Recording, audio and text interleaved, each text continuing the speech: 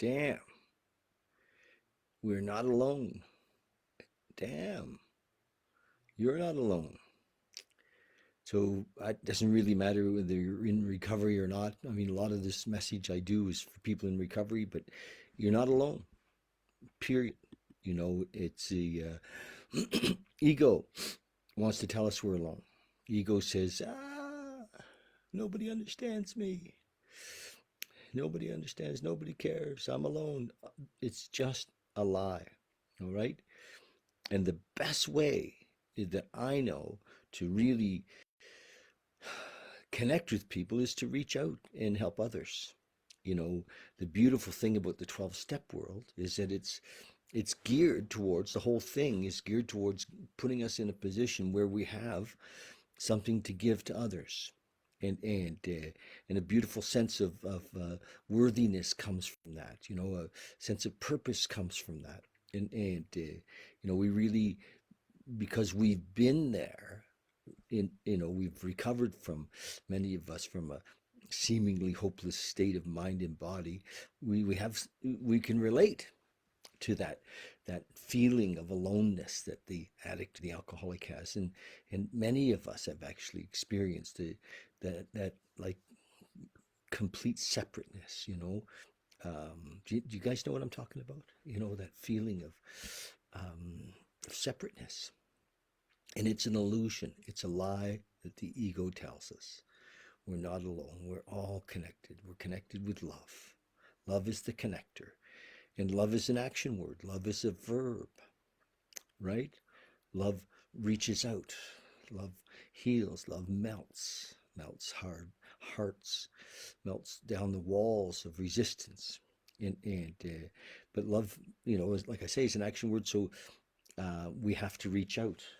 I'm going to show you. I have a list, a couple of pages of people that I can just call. And most of them are people that, I call because I to say, hey, how are you doing? And it doesn't mean I don't share how, what's happening for me. Of course I do. But I call and say, how are you doing? What's going on? How are you? And that's love. That is love. What do we think love is? Some magic. I guess it's magic, but it is when we reach out to others. So don't believe the idea or the feeling, that we're alone. We're not. Not only are we not alone on the physical sense, because we can always reach out, but we're not alone in the spiritual sense as well.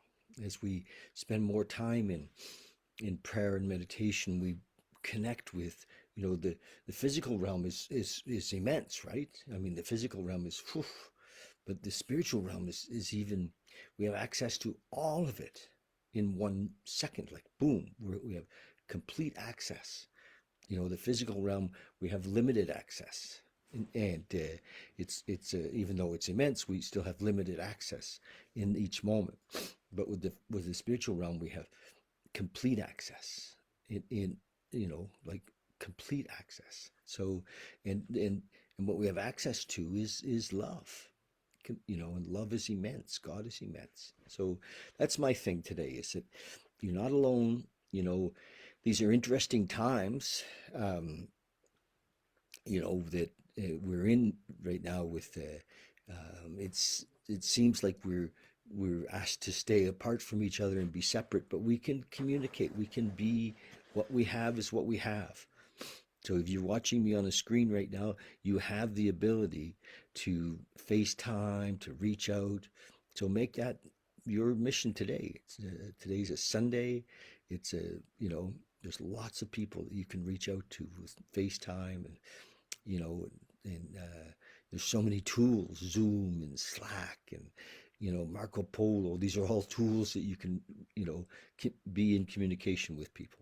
So that's it. You're not alone. And but remember, when you thought you were, and it was hard to reach out. So recognize that there's tons of people out there that it's difficult for them to reach out. you know, um, they get in their head and they think, well, there's nothing to say or whatever. Just reach out to them and let them know that you're there and that you care for them, that you love them. And, love is the beautiful elixir. It's the thing we were all looking for, wasn't it? Even when we drank and used, we were looking for that feeling and that you know kind of that feeling of love, weren't we, in drugs and alcohol? So here we are. I've been reading from this book for a while, and I read this every day just to share with you that the message from this little book. It was written by a man and published in 1954, so it's quite old, isn't it? 70, almost 70 years old, and a lot of these were, I think, written before that. It just finally got published, so it's probably most of it was written in the 40s and early 50s, and it got published in 54. So April 25th, top for the day. And this is mostly geared around the 12-step world, the 12-step program. So I don't believe it says that the 12 steps work because I read it in a book or because I hear people say so. I believe it because I see people getting sober and staying sober. Yes, you know, the symptom of our separateness was that we were, you know, um, using drugs and alcohol, and our separateness was the ego in our mind that told us we were separate. We're not. We are one. An actual demonstration is what convinces me. When I see the change in other people, I can't help believing that the 12 step works, that AA works, NA works, CA works, they all work. Um, we could listen to talk about AA or CA or NA, SA all day and still not believe it. But when we see it work, we have to believe it. Seeing is believing. Do I see the results of the 12 steps every day? Yes, of course I do. I live in a house with a couple of guys and who are also in recovery, and one of the fellas is downstairs right now with his sponsor. It's beautiful, his sponsor's here. They're working on their step 3 work today, and the relationship with God work today. It's really, really beautiful to see it in action. I get to do it a lot, but it's fun to watch others when they're working with each other. Meditation for the day. Um, try saying, God bless him. If anyone whom you find in disharmony, if anyone whom you find in disharmony with you, of anyone, okay, of anyone whom you find in disharmony with you. Also say it of anyone who is in trouble through his own fault. Say it, willing that showers of blessings may fall upon him. Let God do the blessing. Leave to God the necessary correcting or disciplining. Should only desire blessings for him. Leave God's work to God. Occupy yourself with the task that he gives you to do. God's blessing will also break down all your own difficulties and build up all your successes. So, that my prayer for people for years has always been that they come to know God's will in their life. Not my will. Not my will, but God's will in their life. Prayer for the day. I pray that I may use God's goodness so that I will be a blessing to others. I pray that I may accept God's blessing so that I will have harmony, beauty, joy, and happiness. I pray that I may accept God's blessing so that I will have harmony, beauty, joy, and happiness. Happy, joyous, and free. Yes. Beautiful. Only less than a week, and we'll have done a whole year. We've been reading this. I started the 1st of May last year, and so we're going to read some other stuff. I've been. What do you guys think? This one, Daily Reflections, maybe. I also I want to read this, the Tao Te Ching. It's really has a short reading for 81 days, and it's quite beautiful. It really is. Um, it is quite, you know, quite beautiful, the Tao. And certainly, a beautiful spiritual book. This one written by Stephen Mitchell. Beautiful. It's a translation, of course, because the Tao is very old. He also wrote a translation of the Bhagavad Gita, which is gorgeous. Um, All right. We're going to meditate. We're going to sit for like 3 minutes. Join me. Like literally, every day we do just like a really short meditation. Uh, okay? Just like a really short, like 3 minutes. Can you join me for 3 minutes? Anybody can sit for 3 minutes. Now, for many addicts and alcoholics, the first thing they say is, "Oh, I can't meditate. I can't make my mind stop." Well, that's okay. None of us can. You know, what does happen though is we practice sitting quietly for a few minutes. I started years and years and years ago with a little timer, and I used to, I mean, it was before cell phones, and we would just sit for 3 or 4 minutes. And the timer, the timer helped me to um, let go of time. So having the timer helps. So you don't need a timer today. I'll be your timer. And we're just going to sit quietly with our eyes closed for 3 or 4 minutes. Just watch what's going on when you sit. Okay? So close your eyes. Just close your eyes and we'll just drop into this space that we're in. Wherever you're sitting, if you're in your car, please pull over. Just drop into the breath.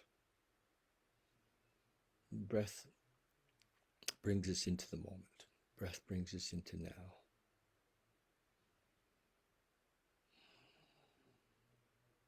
We practice going inside. And maybe there's thoughts going on. Maybe your mind is busy. Just let them go. Be gentle with them. And what I do is to not get attached to the thought train, you know.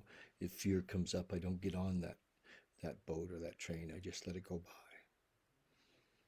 And we watch our thoughts, and eventually we realize that we're not our thoughts. That thoughts just kind of happen independently. And we're the observer of those thoughts. So if we're not our thoughts, who are we?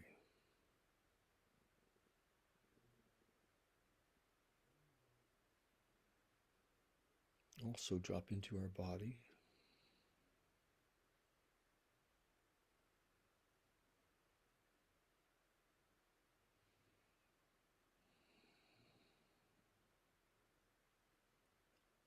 Experience our body, the whole thing, our feet and legs and hips,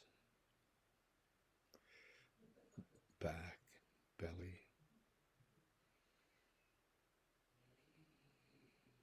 We also realize that we're not our body either.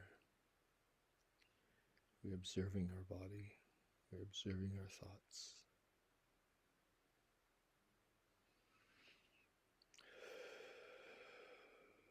Just drop into this moment. We let go of all past. Let go of any idea of next or future. Just be here now. In this moment, nothing's missing. Nothing's needed.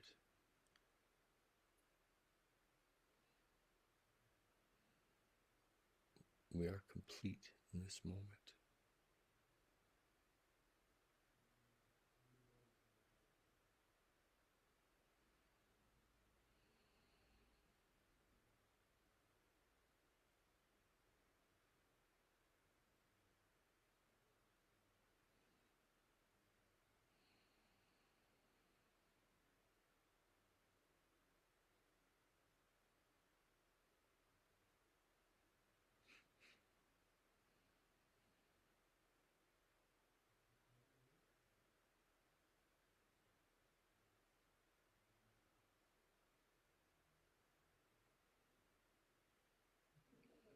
Just drop in. Let go of thoughts. Just let them go. Don't worry about them, just let them go. Come back to the breath.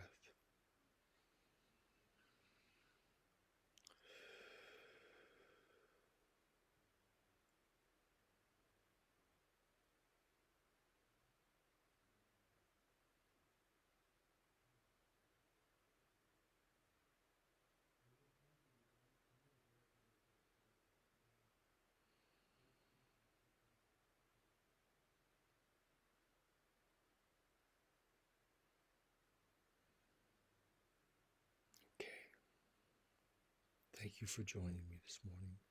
You can stay in this space as long as you like. Nowhere to go, nowhere to be. Just be here now.